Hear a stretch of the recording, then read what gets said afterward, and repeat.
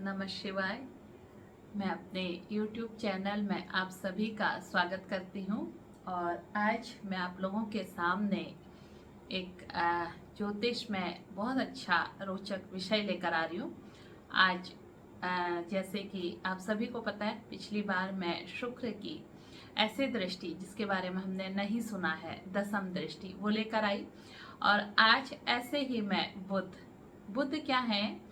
बुध एक नपुंसक ग्रह इनको कहा जाता है और हम इनको बालक, एक बालक जो सिर्फ जिसमें चंचलता होती है, ऐसा अगर वो बालक अपने पिता के साथ रहते हैं तो पिता के अंडर में कार्य करते हैं और बहुत ज़्यादा उनसे बाहर नहीं रहते हैं। पिता उन्हें बहुत ज़्यादा स्वतंत्रता नहीं देते हैं। कुछ भी वो ऐसा करते हैं तो पिता थोड़े से में भी रोक टोक लगा देते हैं।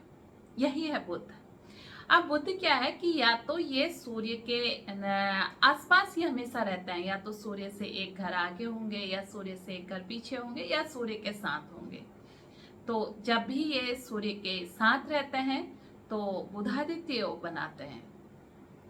अब इस योग के बारे में मैं आपको बताने जा रही हूँ, लेकिन अभी तक आपने मेरा ये चैनल सब्सक्राइब नहीं किया है तो अब आप इसे सब्सक्राइब कीजिए, क्योंकि अब इसमें जब भी वीडियो आएंगी इसमें हमेशा 8 बजे आपको अपना जो ये इसमें आप सुनते हैं अपने ज्योतिष से संबंधित कार्यक्रम, ये आपको 8 बजे उपलब्ध होगा। हफ्ते में 3 दिन ये आपको कार्यक्रम दूंगी मैं। और इसमें जो आज मैं बुधादित्य राजयोग के बारे में तो बता ही रही हूँ, साथ में क्या क्या बताऊंगी। बुध अगर सूर्य के साथ रहते हैं तो बुध क्या होते हैं? बुध अस्त हो जाते हैं। अब बुध का अस्त होना कैसा है? बुध जब अस्त हो जाते हैं तो ये कमजोर हो जाते हैं, निर्बल हो जाते हैं। क्या ये हमें लाभ नहीं देते? नहीं, ये हमें लाभ भी देते हैं और ऐसा नहीं है कि निर्बल हो जाते हैं। बुध असल में निर्बल तब हो जाते हैं जब इनकी जो राशि है वो इनकी शत्रु राशि हो। अब अगर बुध कन्या राशि में है, मिथुन राशि में है, और मानो आपका कन्या लग्न है, बुध है, मिथुन लग्न है, बुध है, धनु लग्न है और बुध है, और धनु लग्न में तो क्या है कि बुधादित्य जो राजयोग है ना, सबसे ज्यादा अच्छा बताया गया है। क्योंकि धनु लग्न में जो ये स्वामी होते हैं ये सप्तम और दसम के स्वामी होते हैं। सप्तम और दसम के स्वामी ये हो गए, और सूर्य हुए कहाँ के स्वामी? सूर्य हो गए पंचम के स्वामी। अब ये पंचम के स्वामी और दसम के स्वामी जहां कहीं पर भी बैठ के कहीं पर भी बैठ जाएंगे और बुधादित्य राजयोग का निर्माण करेंगे। अब जरूरी नहीं है कि ये आपके पंचम और दसम, नहीं सॉरी, आपके नवम और दसम के स्वामी होकर नवम और दसम में ही रहे, ऐसा जरूरी नहीं है। या आपके लग्न में भी बैठ सकते हैं। माना सपोज लग्न में बैठ गए ऐसे में ये, तो लग्न में धनु राशि है और ये गुरु के भी मित्र हैं तो ये बहुत अच्छा रिजल्ट वहां पर जाकर देते हैं। अब पंचम में बैठ गए, देखो मंगल की राशि में बुध अच्छे नहीं होते हैं, लेकिन धनु लग्न में मंगल क्या है? मंगल है पंचमेश। धनु लग्न में मंगल पंचमेश बनते हैं और पंचम भाव में बुध को बहुत अच्छा कारक माना जाता है। अब ये कारक भी हमें तब समझ में आएगा जब हम कारक और अकारक के बारे में जानेंगे। तो पंचम में अगर बुध बैठ गए तो ये बहुत ही अच्छा फल वहां पर देते हैं। ऐसे जातक को बुद्धिमान, चतुर और साथ में सूर्य होने के साथ साथ ये बहुत ज्यादा चालाकी तो नहीं कर सकते हैं, क्योंकि सूर्य क्या है ना, सूर्य हमारे ग्रहों के राजा हैं, तो हमारे पिता हैं। और सूर्य जब पिता हो गए और बुध इनके साथ हो गए तो ये बुध पर एक तरह से अंकुश रखते हैं और बुध बहुत ज्यादा इसमें इनसे बाहर निकलकर कार्य नहीं कर पाता। तो अब बुध कहाँ अच्छा होता है? बुध जब उच्च का हो और अकेले हो, स्वतंत्र हो, तो ये बहुत अच्छा कार्य करते हैं। ऐसे लोग, ऐसे जातक जो होते हैं बहुत अच्छे लेखक, बहुत अच्छे कवि और समाज को एक नई दिशा, कौन से? जिसके उसमें बुध अच्छी राशि में, अच्छी राशि कौन सी है? माना आपके बुध जो है वृषभ राशि के हैं, मिथुन राशि के हैं, कर्क में, कन्या में है, और इसके साथ आपके तुला में है और मीन राशि में भी, गुरु की राशि में भी जो है बुध अच्छा फल देते हैं। है क्या कि सूर्य और सिंह राशि में, सूर्य की राशि में सूर्य इनको मित्र तो नहीं मानते हैं, लेकिन ये सूर्य को अपना मित्र मानते हैं। अभी हम मित्र और शत्रु वाला भी मैं आपको पूरा बताऊंगी तो आपको समझ में आ जाएगा। अब जब सूर्य इन राशियों में, वृश्चिक राशि में ये वृश्चिक हो गई, मकर हो गई और कुंभ हो गई, इनमें ये इसलिए अच्छे नहीं होते हैं क्योंकि ये क्या है, मंगल हमारा जो है क्रूर ग्रह है और शनि जो है वो पाप प्रभाव में आ जाते हैं। अब राहु के साथ जब बुध मिलते हैं तो ये जड़ियों का निर्माण करता है, लेकिन राहु के साथ बुध जो है ना, ये बहुत ज्यादा चालाक बुद्धि का, मतलब वो चालाकी भी ना अच्छे वाले नहीं, दूसरी तरह की चालाक बुद्धि वाला इंसान को बना देते हैं। लेकिन शुभ ग्रह की दृष्टि यह है, तो अगर शुभ ग्रह की दृष्टि होगी और ये राहु के साथ होंगे तो राहु पर भी शुभ ग्रह की दृष्टि पड़ेगी। तो ऐसे जातक को ये बहुत अच्छी उसकी जो बुद्धि होती है ना, फिर बहुत अच्छे कार्यों की तरफ मुड़ने लग जाती है। बुध में अगर बल है राहु के साथ और किसी शुभ ग्रह की दृष्टि है, माना शुक्र है और जो पूर्ण बलि चंद्रमा है, या साथ में गुरु की दृष्टि पड़ जाए, तो गुरु की दृष्टि में तो गंगा जल है, अमृत है। तो ऐसे में ये क्या करते हैं, ऐसे जातक फिर समाज में एक नई तरह से चीजों की संरचना करते हैं, नई चीजों का आविष्कार करते हैं जब राहु के साथ बुध हो और शुभ ग्रह की दृष्टि हो। अच्छा, अगर आप शुभ ग्रह की दृष्टि नहीं होगी और राहु के साथ ये होंगे तो तिकड़म ही होते हैं ऐसे लोग अपने, लेकिन कलयुग में ऐसे ही लोग चाहिए, काम निकालने में माहिर होते हैं। पर अगर बुध जो है आपके गुरु के साथ हैं और या सूर्य, मैं अभी ज्यादातर इसमें सूर्य के साथ बता रही हूँ और अस्त की बात कर रही हूँ। अब गुरु माना सूर्य के साथ होंगे और ये बिल्कुल नजदीक में होंगे तो 0 से अगर 10 अंश के बीच में इनको अस्त माना जाता है और इसके ऊपर है ये, तो फिर यह अस्त का प्रभाव इनका खत्म हो जाता है। तो इसमें सूर्य इन पर इनको सूर्य नियंत्रित कर देता है, फिर ये सूर्य से बाहर निकलकर अपना पूर्ण रिजल्ट नहीं दे पाते क्योंकि ये उसका प्रभाव ग्रहण कर लेते हैं। लेकिन अगर सूर्य के साथ नहीं है और बुध अपनी ही राशि में उच्च के हैं या स्वराशि में, बुध कन्या राशि में उच्च के होते हैं और मिथुन राशि में ये स्वराशि के होते हैं, कन्या राशि ही इनकी मूल त्रिकोण राशि है, इसमें बुध हैं, तो ऐसे बुध आपको समाज में निखार करके बहुत अच्छा, ऐसे लोग बहुत अच्छे व्यापारी बन जाते हैं, बहुत अच्छा समाज में एक नई सोच समाज को देते हैं। अच्छा, बुध अगर अच्छा है तो ऐसे लोग क्या होंगे, ये बहुत ज्यादा अच्छे विनोदी स्वभाव के होते हैं, कितने गंभीर और माहौल हो, और अगर कोई बुध जिसका बहुत अच्छा है ऐसा जातक वहां पर आकर बैठ जाता है तो उस गंभीर माहौल को धीरे धीरे धीरे ये लोग हल्का कर देते हैं अपने हंसी मजाक से। बहुत अच्छे ये लोग होते हैं। बात अच्छा बुध, अच्छे बुध की निशानी है कि अच्छे बातों नहीं होता, और जिसका बुध अच्छा है वो अपनी बात को बहुत तर्क के साथ सामने वाले के सामने रखता है, जिससे कि उस व्यक्ति को भी उसकी बात समझ में आ जाती है कि हाँ ये सही कह रहे हैं।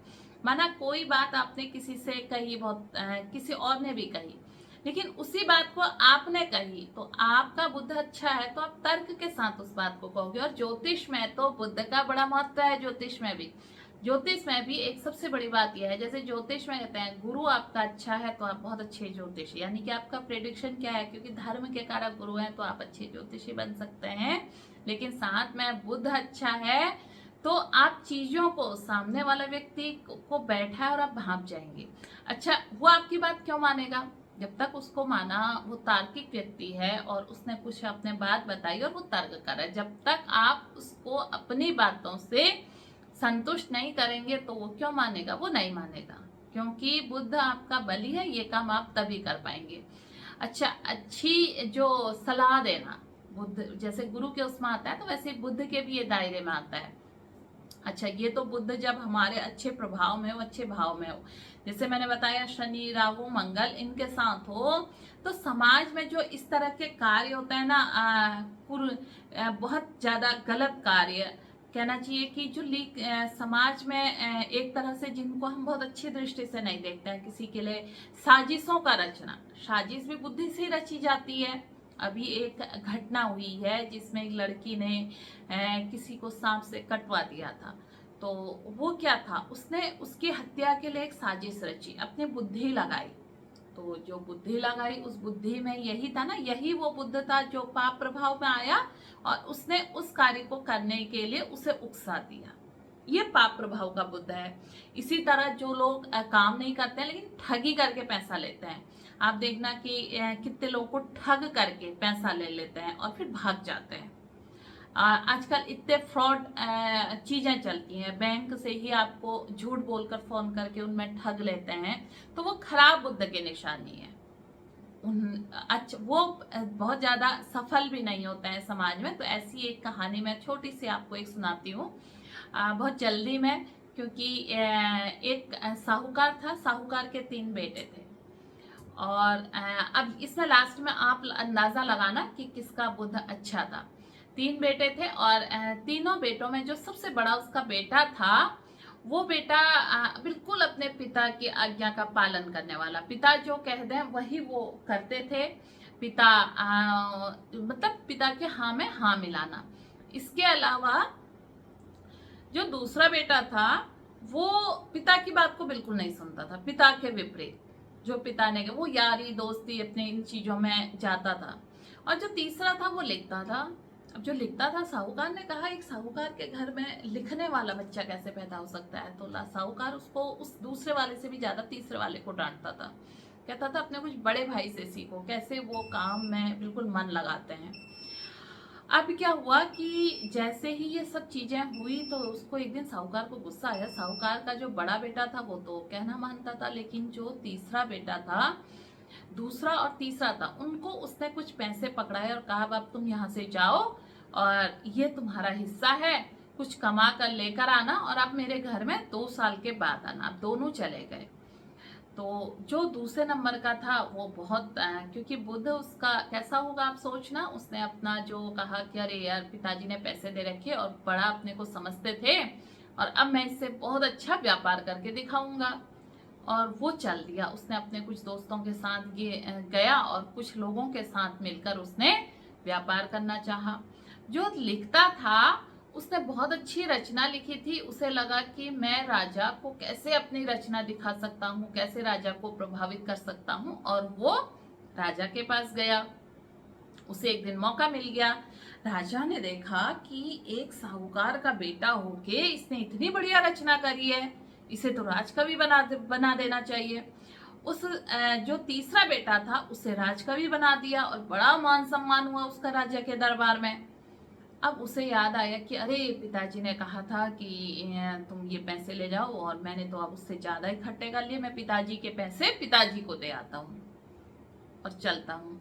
तो वो जा रहा था, रास्ते में अचानक एक समूह में कुछ लोग आए और रोते चिल्लाते, भूख से पीड़ा से दम तोड़ते हुए कुछ लोग दिखे। तो उसे बड़ी दया भी आई अंदर से। अच्छा, बुद्ध दयावान भी बनाता है। तो दया आई तो उसने देखा कि अचानक उसकी एक नजर पड़ी, उसमें देखा कि अरे ये तो मेरा बड़ा भाई है, ये ऐसी अवस्था में। वो उसके पास गया, उसने पूछा कि भैया ये क्या हुआ तुम्हें। तो उसने कहा, बोला क्या बताऊं भाई, जो पिताजी ने पैसे दिए थे उनसे मैंने व्यापार करा और व्यापार में सारे लोगों ने मुझे धोखा दे दिया, और धोखा देने के बाद मैंने कुछ लोगों से कर्ज लिया, कर्ज लेके मैं फंस गया। अब वो लोग मुझे कर्जे के लिए ढूंढ रहे हैं, मेरे पास पैसे नहीं है। मैं तो इंतजार कर रहा हूँ कब पिताजी के 2 वर्ष पूरे हों और कब मैं वापस घर जाऊं। और उसके बाद वो रोने लगा। उसने कहा कोई बात नहीं, चलो तुम मेरे साथ चलो।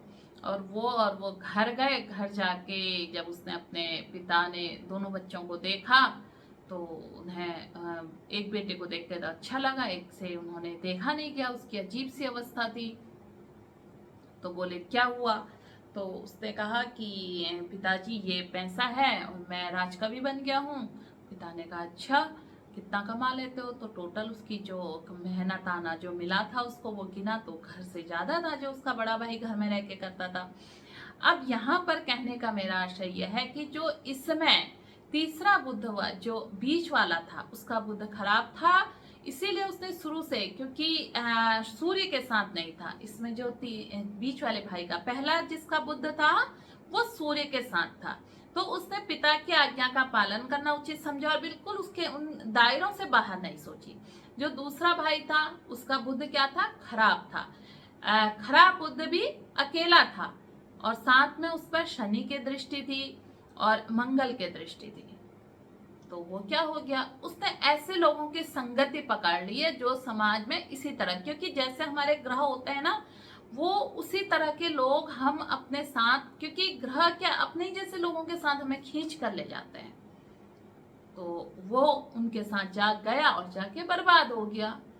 और जिसका बुद्ध ये अकेले का था जो राजकवि बना, इसका बुद्ध बहुत अच्छा था, इतना अच्छा था कि उसको राजा के दरबार में राजकवि घोषित कर दिया। तो उसे क्या मिला, उसने नई चीजों को क्रिएट किया। पहले वाला बिल्कुल अपने पिता के लाइन पे चला, दूसरा वाला बर्बाद हुआ, और तीसरे वाले ने अपनी नई चीजों का निर्माण किया जिससे राजा खुश हुआ। राजा खुश हुआ तो उसे बहुत सारा सम्मान समाज में प्राप्त हुआ। तो अच्छा बुद्ध क्या होता है, समाज में आपको सम्मान दिला देता है। अब अगर हम कोई काम कर रहे हैं और आपका बुद्ध अच्छा है, और ऐसे लोग जब कहीं काम करते हैं, किसी कंपनी वगैरह में होते हैं, बुद्ध जिसका अच्छा होता है वो क्या करता है, उसके साथ एक चीज और होती है, वो भांप जाता है कंपनी को। अगर अब घाटा होने वाला है, मेरा यहाँ फायदा नहीं है, और वो वहां से छोड़कर चला जाता है। कभी भी अगर कोई बहुत अच्छा आपका कर्मचारी है और आपकी कंपनी में काम कर रहा है और अचानक आपको नुकसान मतलब आपकी बहुत ज्यादा चल नहीं रही है कंपनी और वो कोई अच्छा चला जाता है कर्मचारी, तो समझ जाना चाहिए कि अब कंपनी डूबने वाली है, क्योंकि उसका बुद्ध अच्छा था और वो चला गया। और अच्छे बुद्ध वाले अपनी जो कंपनी होती है ना, उसको कितनी ही डूबती कंपनी पकड़ा दो, वो उसको बचा ले जाते हैं, उस पर अपना बुद्धि लगा के, बुद्धि का प्रयोग करके उसको टॉप पर पहुंचा देते हैं। ये इनकी निशानी है। तो बहुत आसान होता है हमें इन चीज़ों को पहचानना।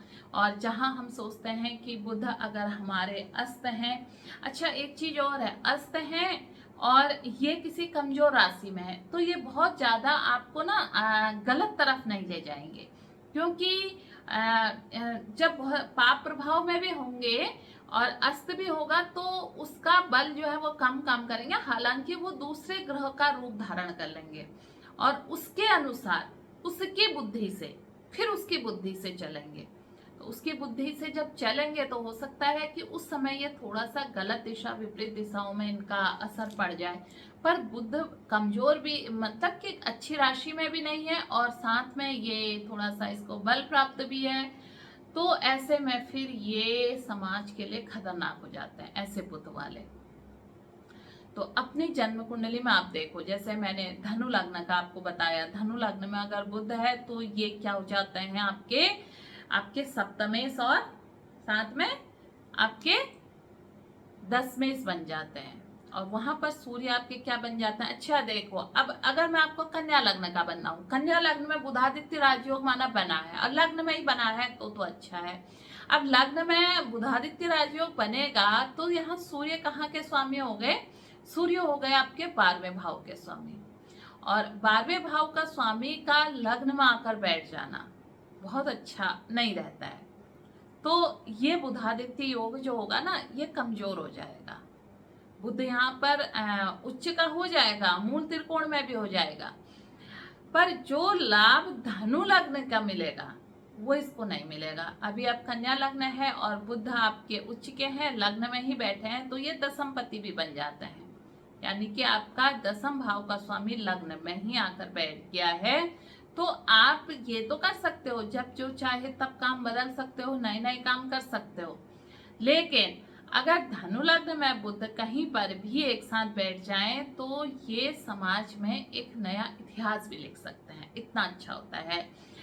इस योग को धर्माधिपति कर्माधिपति राजयोग कहते हैं, कि नवम भाव और दसम भाव की युति या इनका आपस में राशि परिवर्तन। और यहाँ पर इनका राशि परिवर्तन कैसे हो सकता है कि माना जो सूर्य है, सूर्य चले गए आपके कहाँ, किसकी राशि में, बुध की राशि में, और बुध जो है वो सूर्य की राशि में, तो ये परिवर्तन। और ये योग राजयोग जो होता है ना, बहुत अच्छा राजयोग होता है। और अगर बुध और यही बुध और सूर्य आपके कहाँ बैठ गए, पंचम में बैठ गए, धनु लग्न में ही पंचम में बैठ गए, तो क्या होगा यहाँ पर क्या हो जाएंगे, सूर्य उच्च के हो जाएंगे। और मंगल की राशि में जब बुध आएंगे, बुध सूर्य को अपना मित्र समझते हैं, तो ये बहुत ज्यादा यहाँ पर नुकसान नहीं करते। ऐसे जातक समाज में एक बहुत अच्छा ऊंचे पदों पर जाते हैं और एक लाभ प्राप्त करते हैं। तो आज मैं जनरली बुध का प्रिडिक्शन आप लोगों के लिए इसलिए लाई, बुध को बलि करने के लिए। अगर बुध हमारे उसमें अस्त हैं, इनमें बल नहीं है, बुध कमजोर है, तो हम अपनी अभिव्यक्ति भी नहीं कर पाते, अपनी बातों को सामने वाले से डिलीवर नहीं कर पाते। मतलब हमारे मन में हम कहते हैं अरे मन में तो आ रहा, और बोलने से पहले हम कई बार सोच लेते हैं अरे मैं ऐसा कहेंगे, हम ऐसा उससे बोलेंगे, ऐसा बोलेंगे, लेकिन जब सामने जाते हैं तो हम क्या करने लग जाते हैं, भूलने लग जाते हैं। अच्छा, कमजोर बुध है और पाप प्रभाव में है तो हकलाने की समस्या भी इसी से होती है, साफ नहीं बोलना, और कहीं मंच पर है तो अपनी बातों को सही से नहीं कह पाना। और कई लोग बहुत अच्छे होते हैं, वो अपनी बातों को आपसे हंसते हंसते किसी टॉपिक पर उनसे पूछ लो, कुछ समझाना हो तो बहुत अच्छे से समझा देते हैं। ये बलि बुध की निशानी है। किसी नए विषय पर अगर बुध बलि है, किसी भी नए विषय पर उन्हें एकदम से ज्ञान की प्राप्ति हो जाती है। सामने कोई कुछ बोल रहा होता है तो उन्हें वो जल्दी से समझ में आ जाता है। तो ये हमारा प्रारब्ध से ही हमें लेकर आए होते हैं इन सब चीजों को। तो एक चीज कहूंगी, कैसा लगा आपको बुध के बारे में आज जानना। और जाते जाते फिर कह रही हूँ कि आप एक बार फिर इस चैनल को सब्सक्राइब कीजिए। बहुत अच्छी अच्छी जानकारियां मैं आप लोगों के लिए इसी तरह लेकर आते रहूंगी। फिर मिलते हैं एक नए वीडियो के साथ, एक नई जानकारी के साथ। 8 बजे मेरे वीडियो आपको मिलेंगे। तब तक के लिए आप सभी को मेरा नमस्कार, धन्यवाद।